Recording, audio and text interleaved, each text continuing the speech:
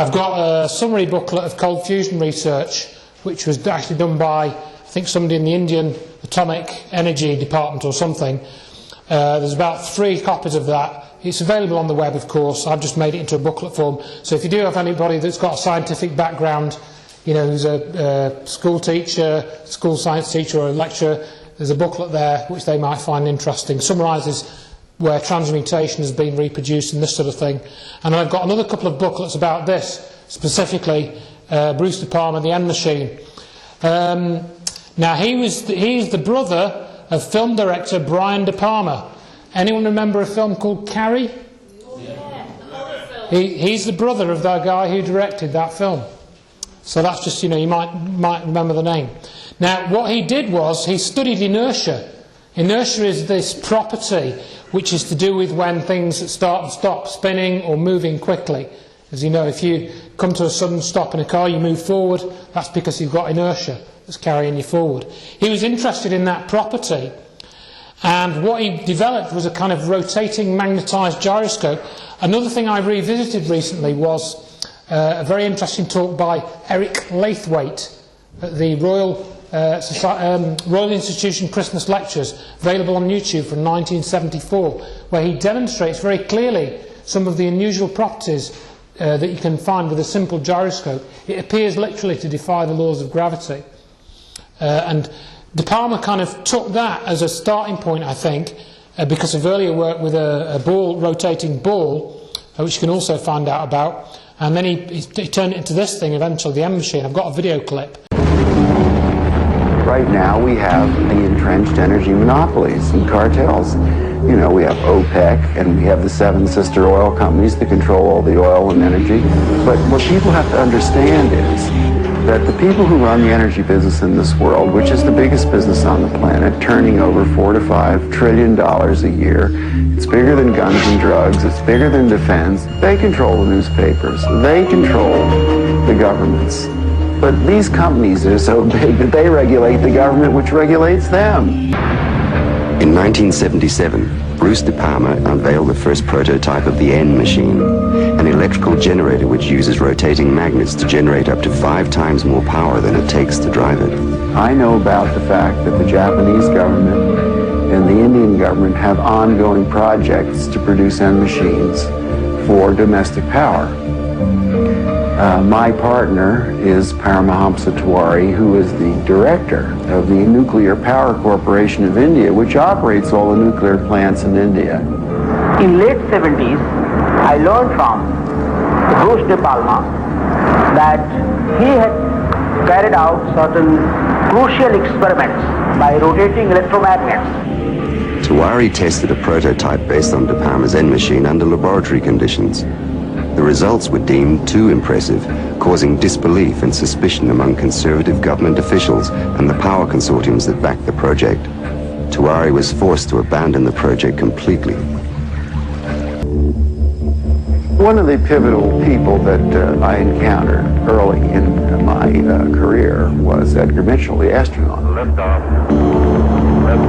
Edgar J. Mitchell, an Apollo mission astronaut, founded the Noetics Institute in Southern California. The Institute's charter was supposedly to develop alternative energy systems by attracting inventors from all over the country. Mitchell became extremely interested in De Palma's N Machine. He made De Palma a paltry offer to buy out the invention, which De Palma naturally refused. He said to me that if I ever tried anything on my own in California, I would get my head blown off. So I was scared to death. The CIA operates through various very innocent-looking fronts to find out what people are thinking and what they're inventing. Now, what's more innocent than a benign institute founded on transcendental principles to help New Age inventors bring free energy into the world? And that situation still exists in the United States today, where a person that really understands what's going on just can't get their idea out because the alternative science and medical fields have been co-opted by the intelligence services. And he converted this little engine to run on water. This is many, many years ago. And he used it for several years. And somehow the news got out, and one day he got visitors, and he was told to dump the engine or else. 3 weeks later, the man was dead. And the coroner's finding was that he fell off the back of a train. He was drunk. No, it happened that he didn't drink. There is no progressive science in a world where every scientific idea is evaluated for its military potential. Power, or energy, control of energy equals power in the new world order that is emerging. If you control the energy, the way we get around, the way we get electricity, the way we have our TVs and video cameras and stuff, if you do the control of the energy, then you've got control of the people. So that's just, again, a good summary of what's going on with this. I'm going to explore this a little bit more in a few slides' time. But basically, Bruce De Palma, as you see, he was a clever guy. He actually taught physics at MIT. So this is, again, somebody like John Bockris. He was very well qualified. He was also employed by Edwin H. Land of Polaroid. So he knew what he was doing. You know, he was a competent scientist.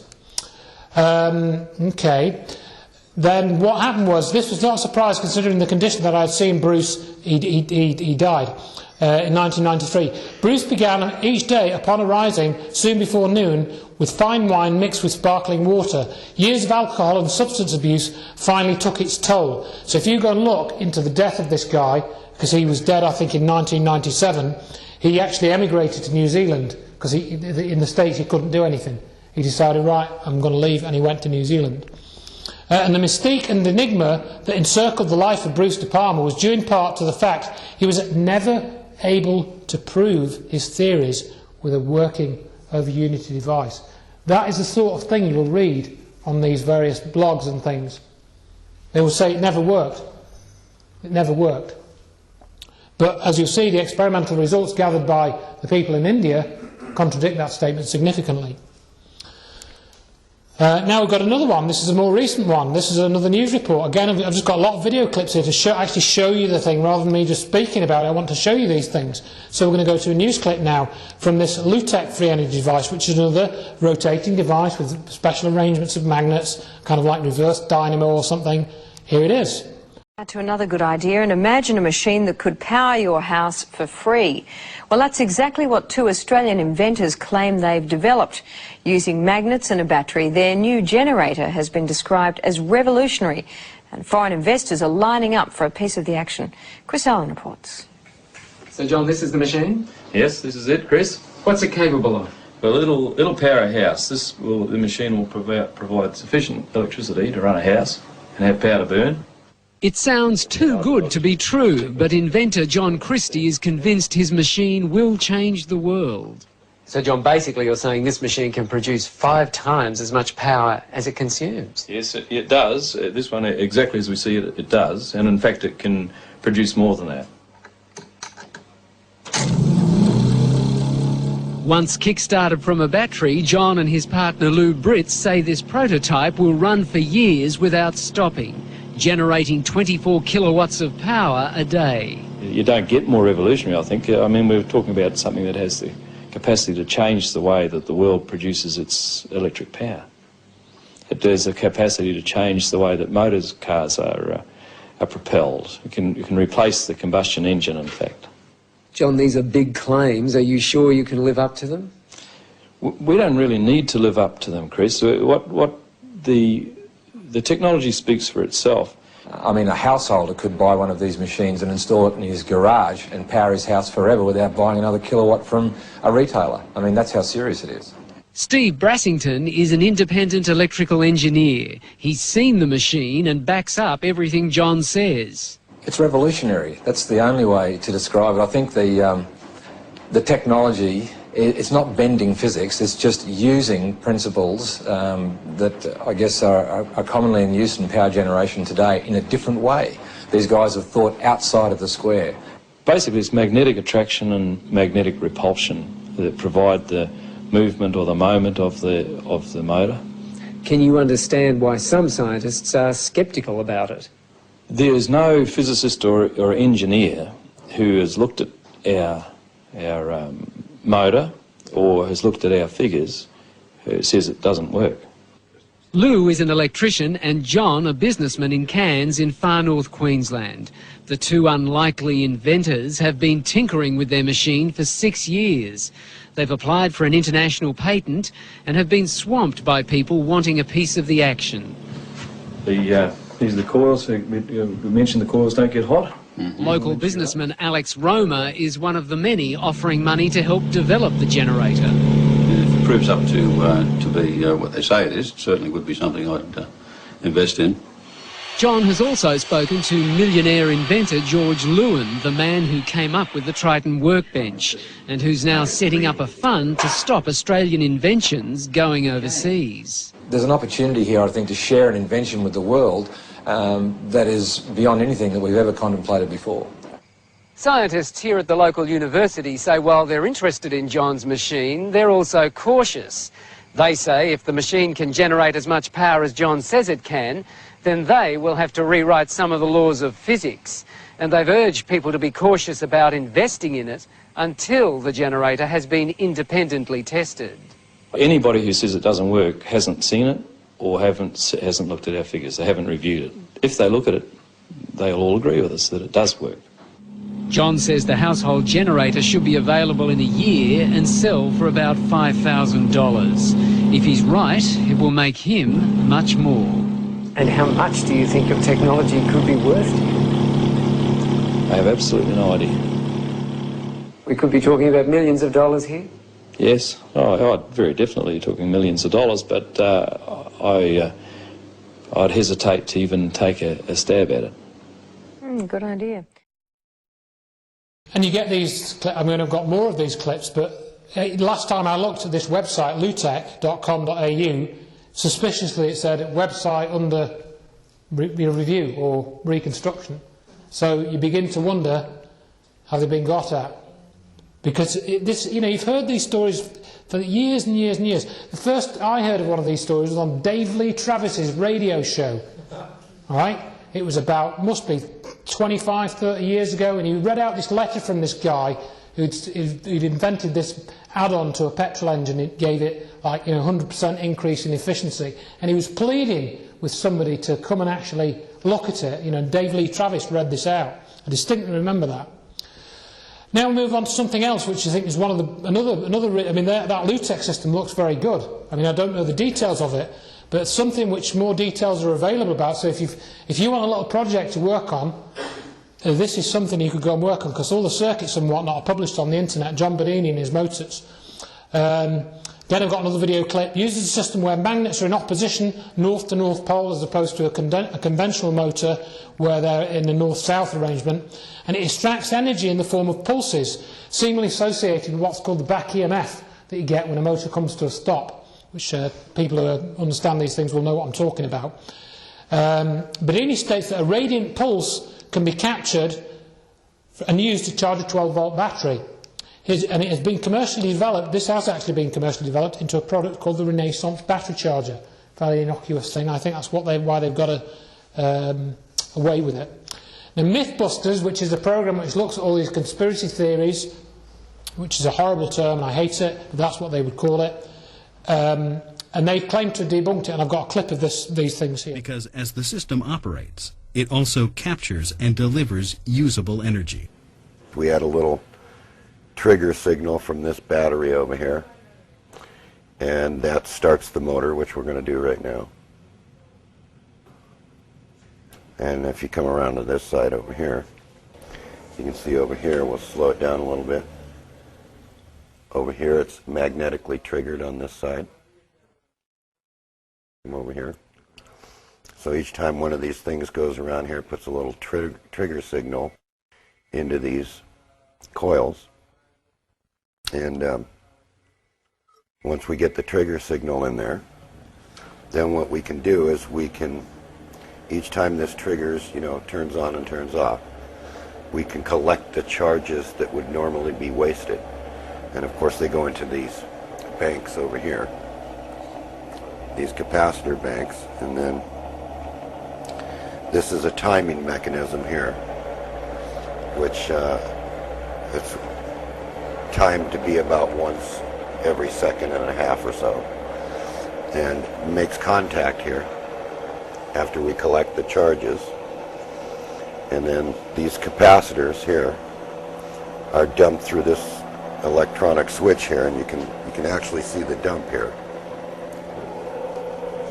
You watch it and it'll bounce up when it dumps. So if we slow it down a little bit so you can see it. See, it's bouncing around here. Each time that dumps down, the capacitor bank discharges into this battery, so this battery is going up. As this mechanism triggers here, these are coils. Okay, so the first thing that happens is it wants to repel the magnet like you see it doing here. Okay, it's because it's turning. But these are tri-Fowler wound coils, meaning that they work like a transformer, but it's not exactly a transformer because they're one-to-one. So the only thing that can go through this transformer is the radiant spike. And the radiant spike is collected in these condensers. And if we put the meter on it here, so you can watch it, you can watch how the spike is collected. You see? Goes up and down because it's charging and discharging. Now watch, we'll switch condensers.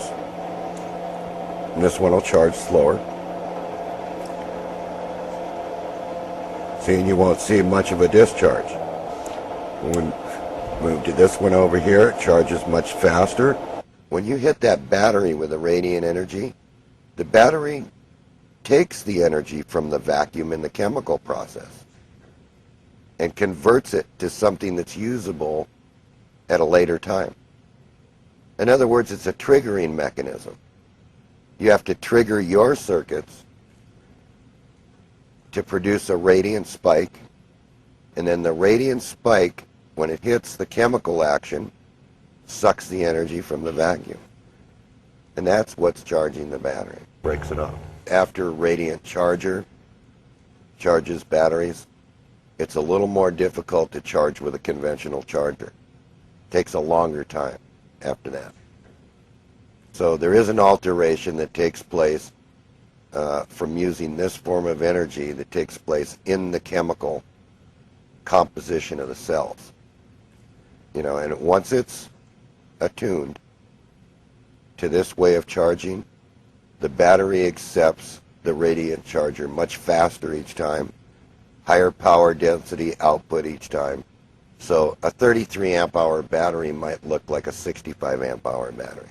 The difference is radiance, one form of energy, EM as we use today, you know, electromotive force energy, isn't capable of charging this sulfated battery because it sees nothing.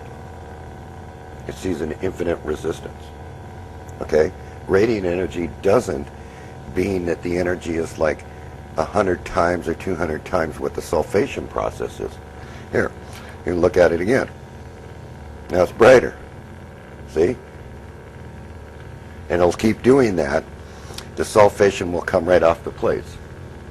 And the battery will become a pretty good battery again. You can see here that there's 8 magnets. 1, 2, 3, 4, 5, 6, 7, 8. They're all North Pole. There is no South Pole. This motor does not switch back and forth. It is, and it's an attraction motor. It's not a repulsion motor. So every time that it's attracted in, it fires like a magneto. Then the electronic circuitry decides to fire, but see, it's out of range when it fires. It's at like 23 degrees after.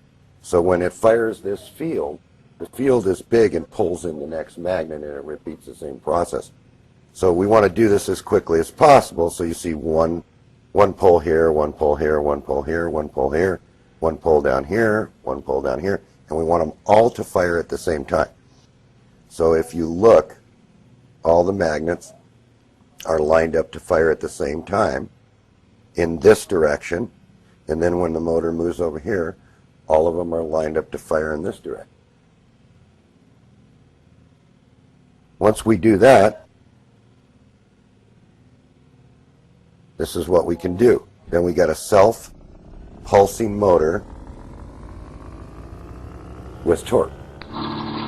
Good day to you. I've decided to use the name for this particular experiment as Daft Man, because I must be daft getting involved with this kind of thing in the first place. But after seeing a few videos on YouTube, I started to get a bit inquisitive and decided to go on, I'll have a go then. Let's see what all this hype is, whether it works or not. So here we go. I've actually got two coils. I don't know if you can actually see that. 22 SWG, 26 SWG and a 28 SWG, 500 turns. That's 500 turns, bipolar, I think that's what you lot refer to it as, on that coil, and the same on that coil. Now, as you can obviously see from what I've said and what I've just said, I've got three tapped outputs. One is the actual pulse, one would be the trigger circuit, and one is a generation circuit. But obviously the trigger circuit also generates power as well. Same with that coil there, exactly the same as what I've just described. Underneath, I don't really want to tip it up, but underneath, I don't know if you can actually see that, there's some magnets flying around. It's just tripping reed switches. So the only difference with mine is you've probably seen that capacitor at the back and wondering what that's for. Right, well the first motor, which is the drive motor, which is what I refer to it as, just so for clarity, actually drives, the outputs of those go down into the bridge rectifier here, which then goes off and charges that capacitor. I shouldn't put my fingers too close to that, it's quite high voltage at the moment. Which then goes into the second trigger circuit, which is on that board at the back, that triggers that motor. So, the output of the two generation sides of that motor go into the rectifier, charge that capacitor, triggers the second circuit, then I tap the output off the second circuit into the next bridge rectifier, which then charges this battery. This battery's just come off charge this morning. It was about, I don't know, I think it was about 9-10 volts, and it's now charging, just to show you, that's the reading from that battery. It's now charging, it's actually, I've got to put some sort of regulator, it's actually overcharging very slightly. It went to 14 volts a few minutes ago. But you can see 1381 there. The supply battery is 1198 solid, and that's the current it's actually using at the moment. So, for some unknown reason, mine keeps speeding up a little bit and slows down a little bit. I'm assuming it's when the capacitor starts using the current, and it just seems to do this sometimes. I don't know why, but something I've got to look into. Maybe it's just a bearing that's starting to wear or overheat. It has been running for, oh God, it's got to be running for months now, non-stop this has. I have actually got a little electronic circuit that I normally have on this that switches the batteries over. So when this one runs down to about 8 volts, it switches over to the next battery and swaps the charge over at the same time. So it just keeps swapping the battery, flip-flopping if you like, and keeps the whole thing running.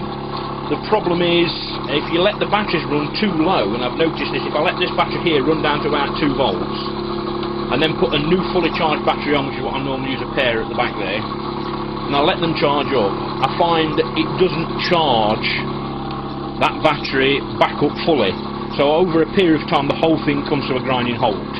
If I reset the voltage detection for the switch circuit to detect the voltage drop at about 8 volts, and then swap over, the thing will just run for months. I've actually had to stop it in the end because it's just getting on my nerves, it running it back at the shed. So it's actually been running for many months, and I've only just finally plucked up courage to put it on YouTube, if you like. So this guy can actually generate free energy. You notice he hasn't really got anything attached to that motor, he's not driving anything with it. But he basically was pointing out there, I know he was using a lot of electrical terminology, hopefully there's some people in this room that they understand that, and what he was, I think he did a very good display of how he, filmed all the wires, and he showed how it was all wired up. Because, I mean, to me, that is a working device, no question.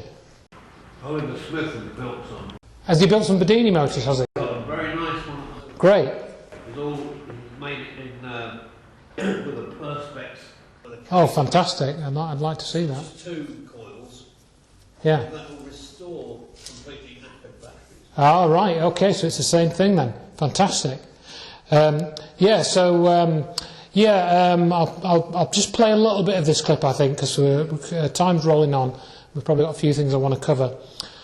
We've had another one of the chap called Milo reproduced the Howard Johnson motor, and I've posted this on some lists and that in the past. And I thought this was genuine, but it turns out, oddly, this was a hoax. And he actually confessed. There's a confession video which I've linked here. I'll just show you a little bit of this. Hello everybody, and welcome to my Howard Johnson's magnetic motor working model of the Stonehenge device that he worked on in the early 80s. Okay,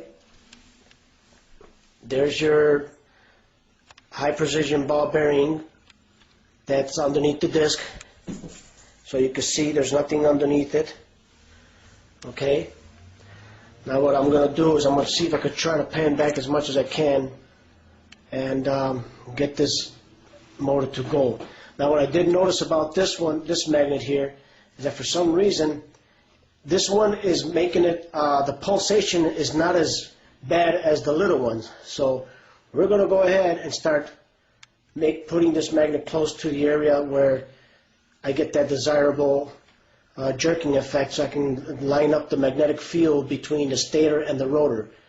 And that blue marker there is my marker to make sure that this thing does not hit the magnets. Here we go. Okay, that's what's going on. I got it to go now. I'm going to put this disc on the proper magnetic alignment. We should be able to get it going. Here we go. It's doing it again. Okay. This magnet is giving me a desirable effect, and it's actually working pretty good. It's got a good constant speed, very quiet. There's no kind of noise or anything because of the bearings working the way they are. But I'm getting a very nice speed. This is actually better than the smaller magnets. So this is where we're at right now. This thing is spinning pretty good, and it'll stay spinning as long as I got that magnet on in the proper alignment and in the space that it's supposed to be in that position there. But anyways, this is it. Still working. Got good speed, and the speed again it stays constant. I mean, I don't know what more I can be able to show it, but the speed again it stays the same. And again, I want to show you a close-up of what's going on. Okay, that's the U-shaped magnet. That's the U-shaped magnet there. That's causing some kind of repulsor effect. Again, this is it. This is the working model of the Howard Johnson's magnetic motor. We're going to start it up again, put this thing back the way it was, get it as close as I can, so everybody can see that how close this thing comes to these rotor magnets. Put it in a proper alignment so I can be able to get it, and once I get it, it starts going. There you go. It's going all on its own. It picks up speed. It stays constant, and it stays on only that speed. I don't know why, again, folks, I hate to repeat myself, but it only stays on that one speed, and it does not go any faster than what it is. So this is it. There's the bearing turning, constant speed, Again, I can get this thing to work all day and take videos of it and everything, so I'm going to go ahead and stop it. Again, I mean, you can feel the magnetic energy pulling on these magnets. I mean, you can actually feel it. I mean, I could feel it pushing, but that's it, folks. Put it back here. Oh. So that I use that for a brake, push the magnet back, and that's how you stop it. Thank you for watching my Howard Johnson's magnetic motor update on the U-shaped magnet. Thank you. So what somebody did was they analysed that video and looked at when he was talking, and it seemed to be at certain times it was decelerating. And of course what you didn't see there was where his hand was. So it's certainly possible that he was actually just pushing that disc along with, he's holding the camera with one hand and going like that with the other. So, I've shown you all this stuff, but you've still got to watch out for stuff like that, because literally you can go on and you can see that he made a confession video and he said, I never actually made a working device, I just produced something that looked like a working device, but he basically says it wasn't. So now I'll go on to the next technology. I've tried to sort of cram in as many of these different types of systems as there are. And I'll probably just play a bit of this. I'm going to probably make a DVD of this, so if you want to see the full-length clips, they'll get included in the DVD. But this is another very important technology, Stan Meyer's cell. And there's been variants on this. It's basically an on-demand hydrogen system. And if I can just dwell on this for a minute, every few years it comes up, we're going to have hydrogen cars in the future to solve the problems with petrol. And it's going to be wonderful, because when you burn hydrogen, all you get is water. And they'll show you this, car developed by Toyota or Honda, and it runs on hydrogen, and burns and it produces water, and it's going to solve global warming and blah, blah, blah, and all that rubbish. But actually what they don't tell you that really is the problem with storing hydrogen. That is the biggest problem. Actually storing the gas of hydrogen is very difficult to do it safely and cheaply. It's not like storing petrol where you just put it in a tank and put a cap on it. Hydrogen, you've got to have pressurised containers, and then you've got to actually produce the hydrogen. So to produce the hydrogen, you've got to burn fossil fuel, because you have to use electrolysis or something like this, or some other process. So the hydrogen car is presented by the mainstream media. It's just a complete waste of time. It's a fantasy. It's never going to solve anything. It's just going to create more problems. So what you need is what's called an on-demand hydrogen production system that will produce hydrogen as you need it, so you don't need to store it. Or you might need to store just a few cc's, maybe half a litre of hydrogen or something like that. And so what this system is that Mayer developed was a new type of electrolysis using high-frequency electricity. And I've already been speaking to somebody in the audience about their own attempts to reproduce this. And it does appear to work. But it's like everything. To get this to work reliably and efficiently is very, very difficult if you're going to use it on a daily basis and put it in a car and drive to work every day. To get it that reliable is very tricky. And another thing that I mentioned at this point is Bob Lazar, who you may know, worked in Area 51, and he says that he worked on this back-engineered UFO technology. But the other thing you probably don't know is that he runs a company called United Nuclear. And he's recently developed, in the last sort of 10 years, he's developed a hydrogen generation and storage system which is based on metal hydride. All right, so you found a way to store a lot more hydrogen in hydride. The equivalent of a full tank of gas. You want to fill up your car. How much hydride do you need? Well, I'll show you.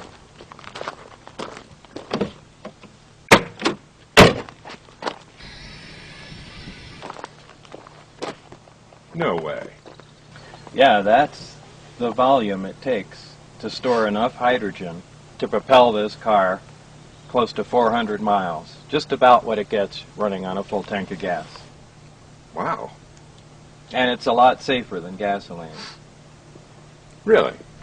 Yeah, these tanks can be shot at with incendiary bullets or cut in half with a chainsaw, and you could throw a match on them, they just smolder like a cigarette. Now, you can't say that about a gas tank. So this is the same thing that was inside the lab? Yeah, that was a small tabletop model. This is a large industrial version, essentially, which connects right to the water main. Right. And produces a much higher volume. The water hydrogen. main, the water garden line. hose. Right, yeah, garden hose. You can plumb it in like you connect your, dishwasher, or just connect it to a garden hose. Right. And it's powered by either solar array, solar panels, Mhm. which convert sun into electricity, Mhm. or a wind turbine, takes the wind, converts it to electricity, or any other way. But the idea is just to use complete green energy. Ideally, I like to run this one on solar. New Mexico gets a lot of sunlight, so that's really all there is to it.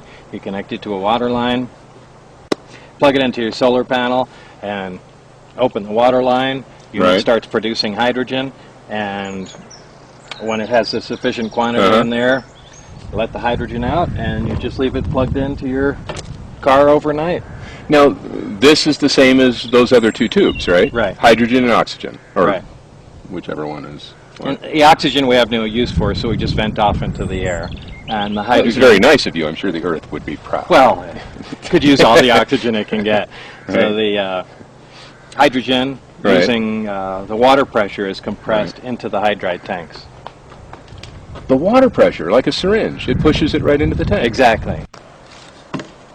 Well, there's a standard gasoline fill, but also there's a hydrogen in it, which you just click on, leave it on overnight, and as the generator makes hydrogen, it compresses it in there at a nice slow rate, and the tanks become full over a period of about 8 hours or so. The whole problem to it is the material in the hydride. The hydride itself, one of the main components of it, is classified as a weapon material, and it can only be used in thermonuclear weapons. And because, even though it's not a dangerous material, explosive, or anything by itself, just because it's used within those nuclear weapons that are obviously secret, and the components thereof, but because it's used in those, it can't be used for any other civilian purposes. So, you can't even purchase the material. No. Which is why we had to make it. You made it? Yeah, we made it. But And- isn't that, don't you need big particle accelerators and Yeah, things? so that was the one loophole. You can make the material, you can't buy it, so... Where's the particle? You have a particle accelerator? Yeah, so all you have to do is build a particle accelerator and you can make all the hydride you need. But we're going to have a quick blast of Mayer's cell from 1997.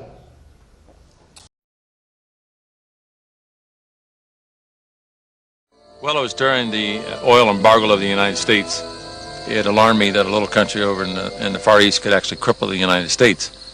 And realizing that the entire industrial base of the United States and the world is based on the supply and the utilization of energy, it became imperative that we must try to bring in an alternate fuel source and do it very quickly.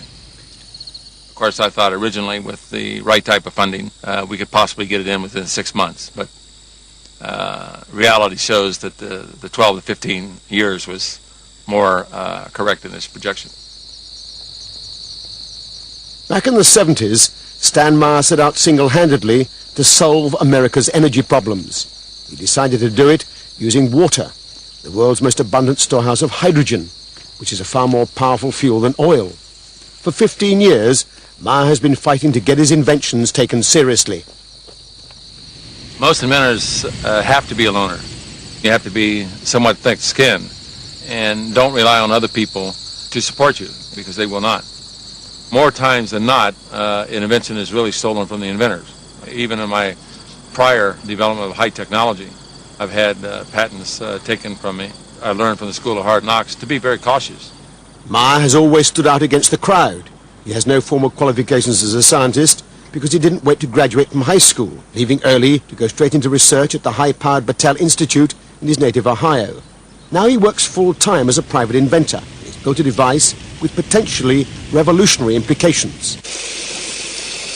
There is nothing startling about a machine that can extract the hydrogen from water. What is highly unusual is that it should do so with ordinary tap water. The conventional method is called electrolysis. Meyer has turned that process on its head. Unlike electrolysis, his device doesn't use up large amounts of electric current, nor does it produce an enormous amount of waste heat. For 20 years, he has been refining a method to fracture water, which produces vast amounts of hydrogen on demand. This is not his latest apparatus. He was unwilling to let us point a camera at that. This is the simple device he used to convince a reluctant patent office that his revolutionary concept actually works. Alloy rods, acting as electrodes, are housed in a perspex container that's filled with water. Normal mains voltage is fed in through a transformer, but critically, there is virtually no current consumed, less than ½ an amp. The result is dramatic. Hydrogen pours off with the flick of a switch.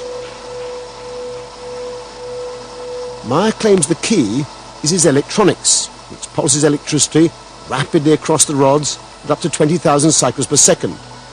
In a way that's not readily apparent, this process transforms the equation. Whereas in conventional electrolysis, 3 times as much energy is consumed as is produced in the form of hydrogen fuel, in Meyer's apparatus, the reverse is true. It appears to produce several hundred% more energy than it consumes. Stan has something that's characteristic of the people that sound like they've done something to tap zero-point energy. Has high frequency, high voltage, and there's a combination of the two at which something occurs. With Chernetsky in Russia, it was what he called a self-sustaining discharge. The tube would run by itself. When Stan gets this effect, the amount of hydrogen and oxygen that are emitted off these 2 electrodes is a step function. It almost boils the water. If I did this with standard electrochemicals, I need current, and the water should rise a degree every couple of seconds. With Stan's, it'll run for a ½ hour, and the water temperature hasn't changed. Something's different. Meyer demonstrates this repeatedly without any difficulty, and yet on the face of it, it represents an extraordinary revolution. His measurements over the years suggest 1,700% greater efficiency than conventional electrolysis. And if he's to be believed, he's getting much better results from his latest, still secret invention. Well, I first got involved with Stan Meyer when I went over there with a couple of colleagues to look at his water-splitting device. And so we arrived at Stanley Mayer. He had a demonstration cell. We filled it with tap water. In fact, I did that myself. And he switched it on, and almost instantly there were 3 jaws dropped because of the rate at which the gas poured off. It was quite spectacular. Whatever energy source Stan Meyer had tapped, it was not explicable by the electric power that was going into it. So something was powering it outside of conventional wisdom. There is no question that the gas coming off in such abundance is hydrogen. Meyer ignites it to produce a high-temperature flame able to cut through metal. Stanley Mayer has faced a lot of difficulties. He's 3 times tried to launch the device and produce press conferences, had the technical press round, but he's been almost universally slated. In the early days, very much so, they just ridiculed the whole idea. He's getting a little more notice now because some scientists are getting interested. But by and large, science is very intolerant, particularly modern science.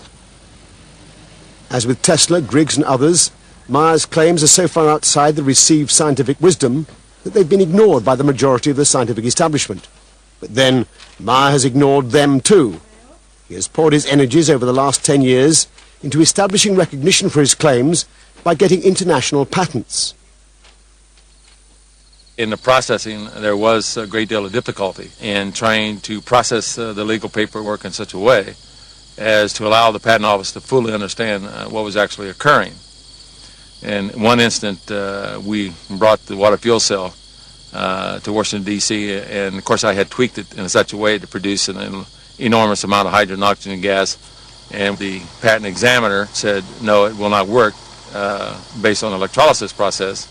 And when we turned it on and produced an enormous amount of hydrogen gas, the examiner finally realized that we were doing exactly that, and went out in the hallway and started screaming and hollering to everybody on the floor, put out all your cigarettes, hydrogen's in the building.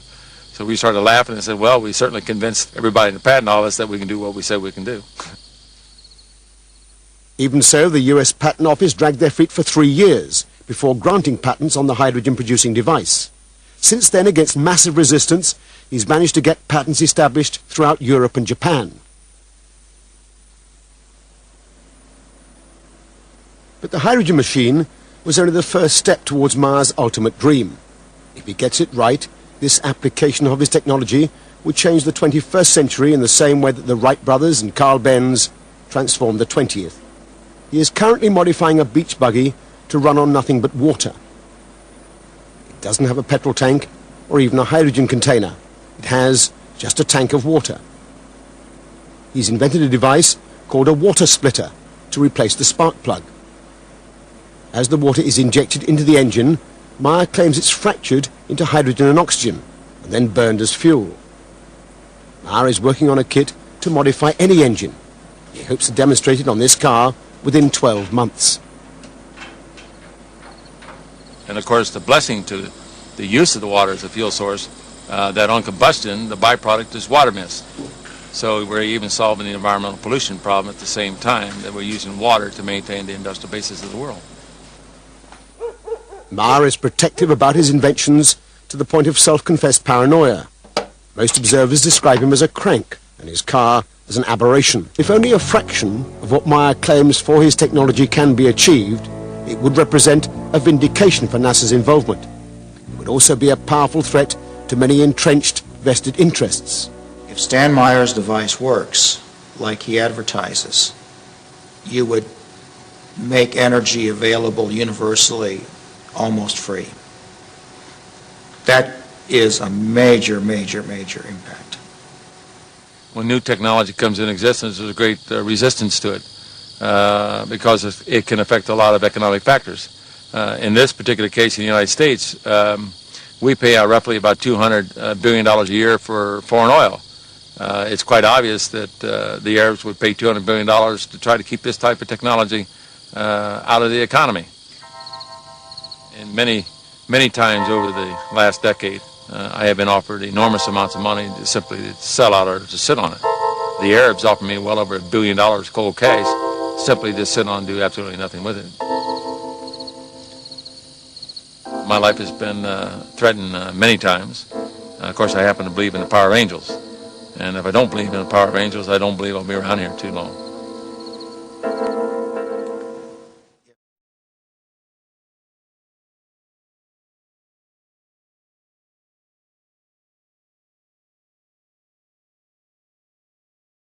Turn the machine on. Denny Klein fires up his hot new invention. His machine emits a flame that feels only slightly warm to the touch. But watch what happens when he touches anything else. Instantaneously, I can burn a hole right down through the center of that brick. The flame instantly turns hotter than the surface of the sun. Heat so intense it takes only seconds to literally burn a hole through charcoal. 3 seconds turns a brass ball to glowing liquid metal. Tungsten lights up like a sparkler. Steel, lead, and other metal slices on contact. Yet the tip of the welder stays cool to the touch. No other gas will do this. Denny Klein uses an alternative fuel source once thought impossible. He says people still have trouble believing him when he reveals his liquid fuel. Water. Take water and electricity, and we break it down through our very unique electrolysis process. Klein has just patented his process of converting H2O to HHO, producing a gas that combines the atomic power of hydrogen with the chemical stability of water. It turns right back to water. You can see the water running off of this. Klein originally designed his water-burning engine for cutting metal. He thought his invention would replace volatile acetylene in welding factories. Then one day, as he drove to his laboratory in Clearwater, he thought of another way to burn his HHO gas. On a 100-mile trip, we use about 4 ounces of water. Klein says his prototype 1994 Ford Escort can travel exclusively on water, though he currently has it rigged to run as a water and gasoline hybrid. Simply speaking, it can change the world by reducing our dependence on fossil fuels. These are equivalent to our... Pete Dominici is helping Klein take his hydrogen technology patents from a 2-room office in Clearwater to consumer markets around the world. You know what? Microsoft came out of nowhere, came out of the garage. Why not hydrogen technologies? The duo is already in negotiations with one U.S. automaker and the U.S. government.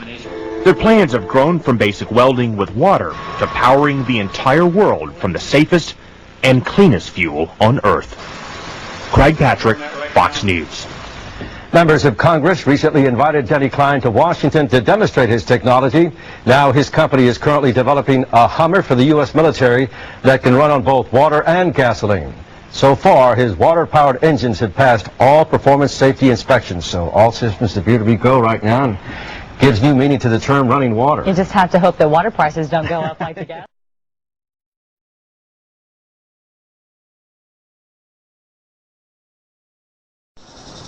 Well, basically, I guess we're going to have to give you a little teaser here until we get our good video started.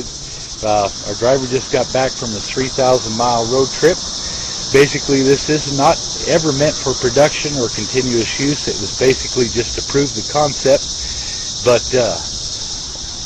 we were able to take the car and do what needs to be done with it. We've got a device that extracts the hydrogen from water at such a rate that nobody else can compare. We're pulling over 55 liters per minute with only 55 amps. Bear with us, all right? All right, the fuel